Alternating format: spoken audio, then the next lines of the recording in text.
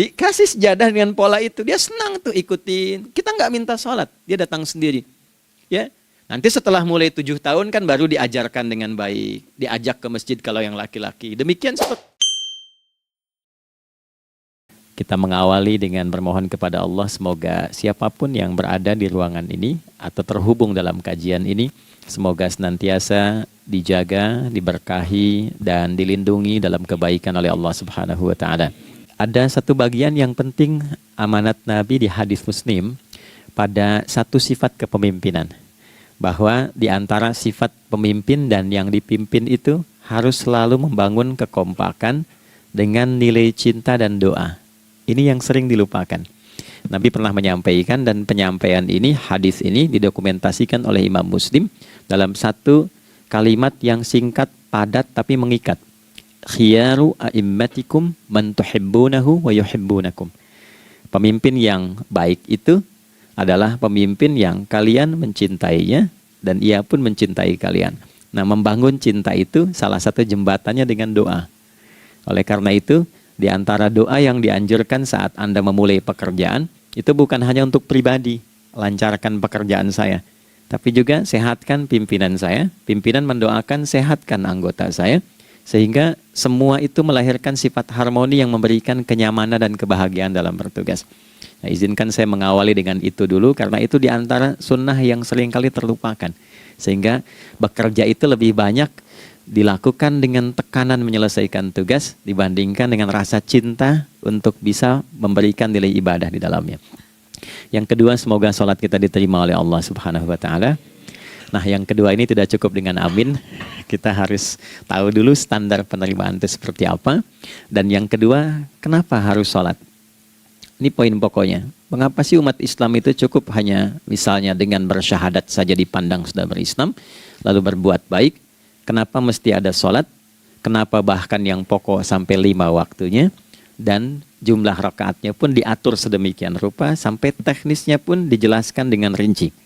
Saking rincinya, bila ada yang menyimpang dari rincian itu, maka dianggap sholatnya tidak sah dan mesti diulang.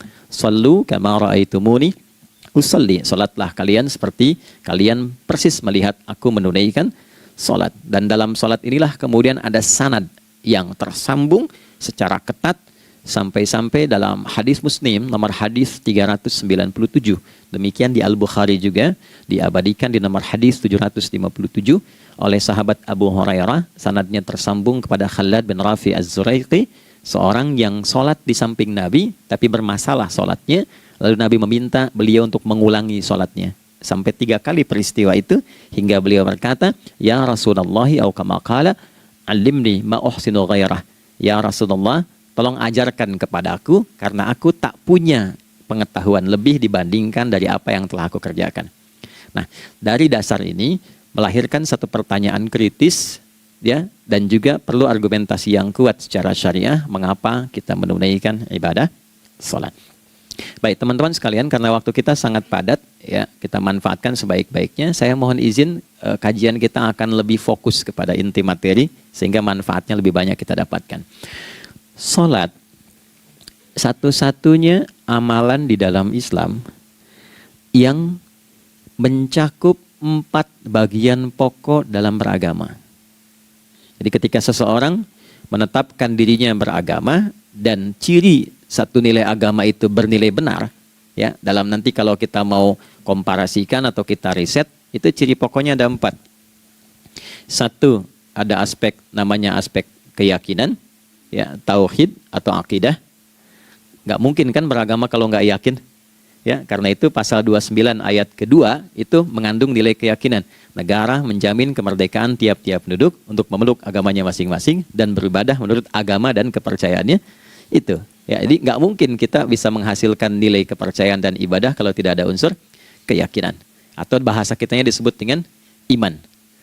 Ya, iman itu nanti juga dipaku dalam setiap nilai kebangsaan di konteks Negara Kesatuan Republik Indonesia. Ini yang paling membahagiakan.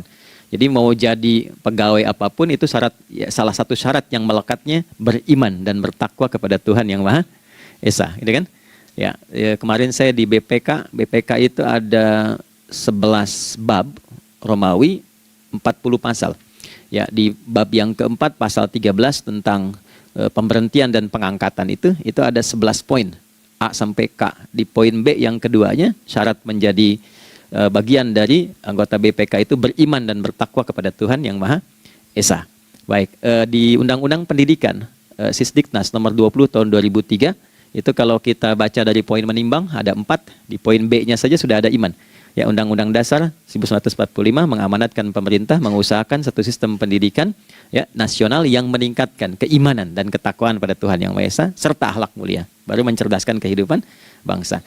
Ya, secara singkat, 1, agama dianggap benar kalau ada doktrin keimanan, ada akidah, ada tauhidnya. Yang kedua, ada ibadahnya. Ya, sebagai pembuktian kita beriman, buktinya apa? Ya kan? Saya beriman kepada Tuhan, kita tetapkan, misalnya Allah. Apa pembuktian keberimanan kita kepada Allah? Ya, kan pembuktiannya itu mesti diwujudkan dalam bentuk sikap. Sikap itulah yang disebut dengan ibadah. Nah, konsepsi ini ada di Quran surah ke-20 Thaha di ayat ke-14. Innani anallahu la ilaha illa ana fa'budini. Ya, sungguh aku tegaskan bahwa akulah Allah, satu-satunya Tuhan yang layak dipertuhankan dan disembah. Ketika Anda mempertuhankan aku, fa'budni, maka buktikan kebertuhananmu kepadaku dengan menyembahku. Karena itu namanya Allah punya 2 arti. Satu yang dipertuhankan, kan? Ilahun wahid. Yang kedua yang disembah. Ya, jadi yang dipertuhankan dan disembah. Oke. 3. Yang ketiga harus punya unsur praktikal atau implementatif dalam interaksi kehidupan. Ya, jadi bukan cuma nyembah Tuhan, bimbingan kehidupannya apa? Implementasi dari ibadah itu. Ya, ciri umat beragama itu kan bukan hanya sekedar saya yakin, beriman, saya ibadah. Terus bukti ibadah itu dibawa dalam berinteraksi hariannya seperti apa wujudnya. Ya, makanya ketika dulu orang itu jujur, orang itu bangga dengan kejujurannya bukan sebagai orang jujur, tapi sebagai muslim. Jadi ketika ditanya, kenapa Anda jujur? Karena saya muslim. Ketika ada seorang penggembala di Sahara yang sangat gersang, diuji oleh Umar bin Khattab, ingin diambil kambingnya, kan kisahnya viral kan? Baik ya? Oh, tapi ini bukan punya saya. Bilang aja pada tuan Anda, kalau kambingnya hilang 1 dimakan serigala. Lantas di mana Allah? Jawaban itu yang menggetarkan kepada jiwa. Jadi kebenaran yang diungkap dengan sikap kejujuran itu implementasi nilai beragama. Nah, jadi praktek ibadah ada di muamalah.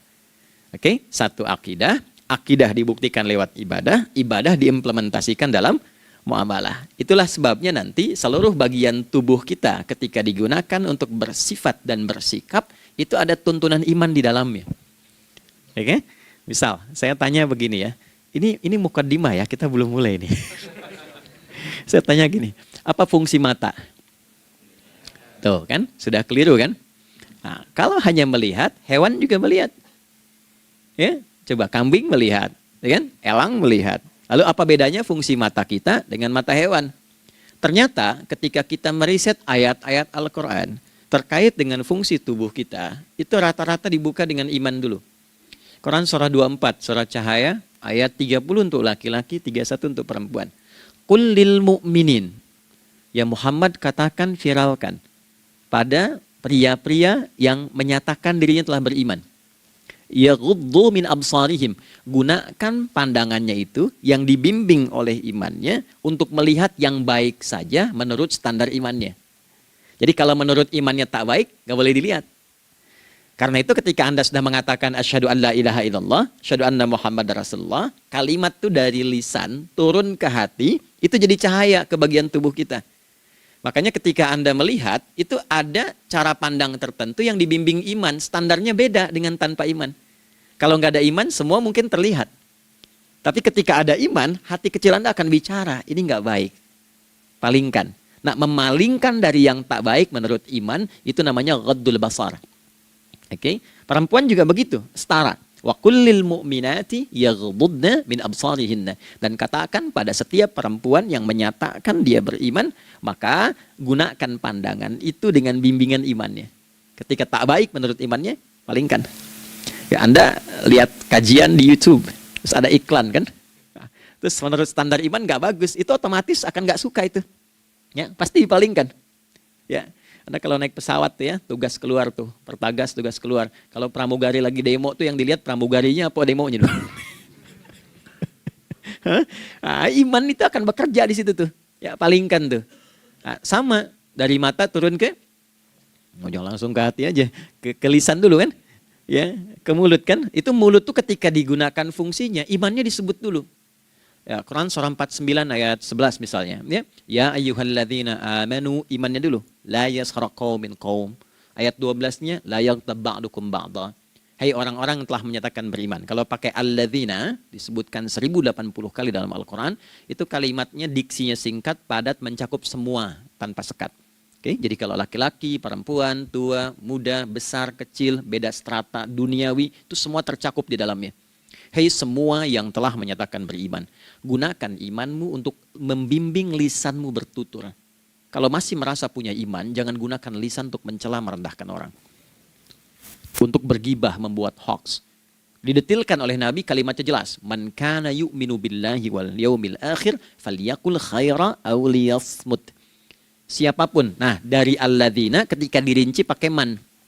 Ya, man itu bentuk tunggal, ya, personal, tapi maknanya general. Jadi kalau Anda, saya, kita baca ayat atau hadis ada man, posisikan Nabi sedang bicara ke kita. Ya, hei Adi Hidayat, posisikan Nabi bilang gitu tuh. Kalau engkau merasa beriman sama Allah dan yakin dihisab di hari kiamat, jaga lisanmu. Katakan yang baik dengan bimbingan imanmu, tak mampu engkau diam. Oke, itu hanya pembuktian argumentatif ya, supaya kajiannya lebih kepada argumen. Jadi ada akidah terkorelasi dengan ibadah, implementasinya di aspek muamalah. Nah, nanti cara bermuamalahnya diatur lewat akhlak namanya. Bagaimana bermuamalah yang baik? Kan Anda, maaf ya, berekspresi kepada pimpinan dengan kawan kan berbeda. Oke, kepada orang tua dengan anak kan lain. Nah, yang mengatur interaksi kita sehingga terjalin harmoni yang baik, itulah yang disebut dengan akhlak. Nah, 4 poin inilah yang menjadi inti dakwah Nabi SAW ketika diutus oleh Allah Subhanahu wa Ta'ala. Memastikan 4 ini bisa optimal kita lakukan dalam kehidupan. Bonusnya yang kelima, selalu meningkatkan inovasi sehingga selalu mendapatkan hal baru dalam kehidupan. 5 ini digabungkan di Quran surah kedua Al-Baqarah di ayat 151. Kama arsalna fikum rasulam minkum yatslu alaikum ayatina. 1, oke, wa yuzakkikum. 2, akhlak. Wa yuallimukumul kitaba. 3, wal hikmah. 4, 5, wa yuallimukum ma lam takunu ta'lamun. Kelima-limanya ini digambarkanlah dalam bentuk ibadah yang melatih kita sebagai pondasi awal menuju dan memantapkan 5 hal ini, yaitu sholat. Itulah sebabnya kenapa sholat yang pokok dilakukan 5 waktu dalam sehari untuk mewujudkan 5 hal ini dalam kehidupan, dan satu-satunya ibadah yang mengumpulkan 5 aspek ini dalam prakteknya hanya sholat. Hanya sholat. Mari kita detilkan, kita rinci, dan di sini kita akan mulai kajian kita. Yang tadi mukadimah ya. Baik, kita punya 30 menit. Wah, padat sekali. Bismillahirrahmanirrahim. 1. Salat adalah perwujudan iman seorang hamba. Karena itulah kalimat salat pertama kali disebutkan dalam Al-Quran, itu letaknya setelah kalimat iman. Al-Baqarah ayat 3. Alladzina yu'minuna bil ghaibi wa yuqimunas shalah. Orang-orang yang telah menyatakan beriman dan konsisten menjaga imannya. Beda alladzina amanu dengan yu'minun. Amanu telah beriman. Tapi kalau dia komitmen dan konsisten terus menjaga imannya sampai saat dia berpulang pada Tuhannya, maka berubah nanti bentuknya kalau di bahasa Arab jadi mudhari'. Ya, di bahasa Inggris kan tuh punya 3 arti. Present, continuous, and future. Jadi kalaupun sekarang terus berlangsung sampai masa depan pun saya tetap akan beriman. Nah, pembuktian untuk menjaga iman itu pembuktian utamanya pada sholat. Itulah sebabnya satu-satunya amal ibadah dari rukun Islam yang 5 itu, ya, satu-satunya amal ibadah yang disebut iman dalam Al-Quran hanya sholat. Teman-teman boleh buka Quran surah kedua Al-Baqarah di ayat 143. Ya, di pertengahan ke ujung ayatnya. Saya percepat. Wa ma kana Allahu liyudhi'a imanakum. Dan Allah nggak akan pernah menyia-nyiakan sholat seseorang yang dikerjakan karena imannya. Ayat ini turun, ketika ada terjadi pergantian arah kiblat. Dari yang tadinya semula ke Masjidil Aqsa, lalu berputar 180 derajat, beralih ke Masjidil Haram. Nabi sedang berada di luar Madinah. Madinah tempo dulu, wilayahnya nggak seluas cakupan sekarang. Oke, kalau diilustrasikan, area sekitaran Masjid Nabawi sekarang itulah Madinah lah. Di luar itu sudah di luarnya. Nah, Nabi sedang sholat, riwayatnya banyak menyebutkan, ada yang mengatakan zuhur, ada asar, ada maghrib. Di pertengahan itu turunlah Al-Baqarah ayat 144. Qad nara taqalluba wajhika fis sama' falanuwalliyannaka qiblatan tardaha fawalli wajhaka syatral masjidil haram. Maka berputarlah dengan turunnya ayat ini 180 derajat menghadap ke arah Masjid Al-Haram. Problemnya adalah ketika Nabi dan pengiring beliau kembali ke Madinah, area Masjid Nabawi, kan nggak semua masyarakat ikut. Maka virallah informasi itu bahwa kiblat telah beralih ke kiblat awal, yaitu Ka'bah Al-Musyarrafah. Maka penduduk panik pada saat itu, status sholat kami yang tadi dikerjakan bagaimana? Karena sudah nggak bisa diulang, sudah pindah waktu. Maka turunlah kemudian firman Allah yang Al-Baqarah 143 itu, wa ma kana Allahu liyudhi'a imanakum. Karena engkau mengerjakan sholat itu dengan imanmu, maka Allah nggak menyia-nyiakan imanmu itu. Maksudnya apa? Walaupun arah kiblatnya tidak tahu mengarah kepada sisi yang belum berubah, tetap dihitung pahalanya sempurna karena imannya. Gitu. Nah, ini nanti yang menjadi landasan turunnya Al-Baqarah ayat 115. Walillahil masyriq wal maghrib fa aina ma tuwallu fa thamma wajhullah. Kalau Anda sedang tugas nanti di lapangan, lalu sulit menemukan arah kiblat. Aplikasi susah karena sinyal nggak masuk misalnya. Oke. Kemudian juga matahari agak remang-remang sehingga sulit untuk terlihat patokannya. Maka dengan keyakinan, dengan iman itu, menghadaplah ke arah yang kita yakini, maka berlakulah Al-Baqarah 115. Di saat itu diterima amal ibadah kita sama dengan yang menghadap kiblat dengan dasar imannya. Oke. Nah, pengertian terbaliknya, mafhum mukhalafahnya, maka Nabi mengatakan, al-farqu bainal mu'min wal kafir tarkus shalah. Beda antara orang yang beriman dengan yang belum beriman adalah pada sholatnya. Jadi kalau ada orang mengatakan sudah beriman dan tidak menunaikan sholat, ini artinya keimanannya belum diakui sepenuhnya oleh Allah Subhanahu wa taala. Jelas ya? Halo, kenapa sedih begini? Maaf, saya terlalu cepat nggak? Nggak ya? Baik. Jadi dalam poin ini penting pembedanya di sholat. Itulah sebabnya kenapa dari kecil kan, usia sekian, dari mulai 3 ke arah 7 tahun contohkan. Ya, orang tuanya sholat bentangkan sejadah. Kalau bisa, kalau anak sudah mulai suka tuh kasih model sejadah yang anak-anak sukai bentuknya. Ya, dulu ada anak saya senang model mobilan, saya tidak sebutkan supaya tidak endorse gitu ya. Dikasih sejadah dengan pola itu, dia senang tuh ikutin. Kita nggak minta sholat, dia datang sendiri.